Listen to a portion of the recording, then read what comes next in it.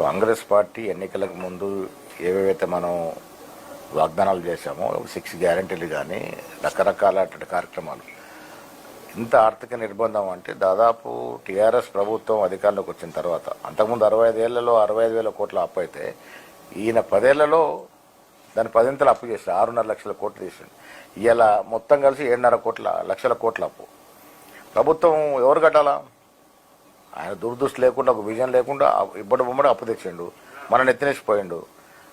సమయానికి మన ప్రజలు ఎన్నుకున్నారు. మన బాధ్యత, ప్రభుత్వం ఎవరు తప్పు చేసినా దాన్ని సర్దిద్దుకొని పోవాల్సిన బాధ్యత మనమే పడింది. ఇప్పుడు 6.5 కోట్లు ఇన్స్టాల్మెంట్ అప్పు రూపంలో మనకు రిజర్వ్ బ్యాంక్ పోతూనే ఉంది. ఇంత ఆర్థిక నిర్బంధం ఉన్నా ఎక్కడ కూడా జారవిడ్చకుండా కార్యక్రమాలు చేస్తున్నాం.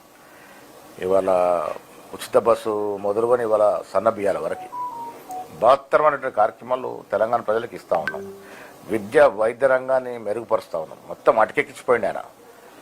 విద్యలో మీరు చూడండి, ఇంటిగ్రేటెడ్ స్కూల్స్ ప్రతి నియోజకవర్గానికి అంటే దాదాపు 200 కోట్లు దాంట్లో పెట్టడం అంటే అధునాతన సౌకర్యాలు సంకేతంతో మనం స్కూల్స్ తీసుకొస్తా ఉన్నాం. హాస్పిటల్స్ మొత్తం నిర్వహణ చేశారు, ప్రైవేట్ కట్టదటం చేశారు. ఇవాళ మళ్ళీ ప్రైమరీ హెల్త్ సెంటర్ నుంచి నిమ్స్ వరకు ప్రక్షాళన చేసి దాన్ని బలోపేతం చేస్తూ ఉన్నాం. ఇది ఉద్యోగాలు 65,000 ఉద్యోగాలు ఇచ్చాం. వీళ్ళు చెప్తా పోతే ఇంత బహత్తరమైన కార్యక్రమాలు జరుగుతున్న ఈ సందర్భంలో ముఖ్యమంత్రి మార్పు ఏమవసరం ఉంటుంది? ఆయన బీజేపీ బీఆర్ఎస్ పార్టీకి కాంగ్రెస్ యొక్క విధి విధానం మీద మాట్లాడే అవసరం లేదు.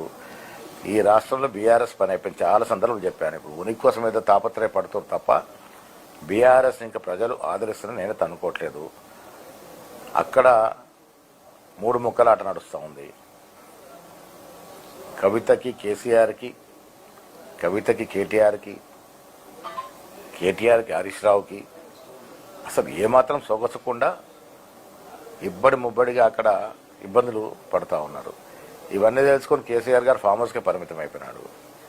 ఈ దశలో ఆ ఇబ్బందులు ఎందుకని ఇంకా వాళ్ళు ప్రజల గురించి ఆలోచించే పరిస్థితి ఎక్కడ ఉంది? అదే మళ్ళీ అధికారంలోకి వస్తామని చెప్పుకుంటే పగడికాల కంటే ప్రజలు నమ్మే పరిస్థితి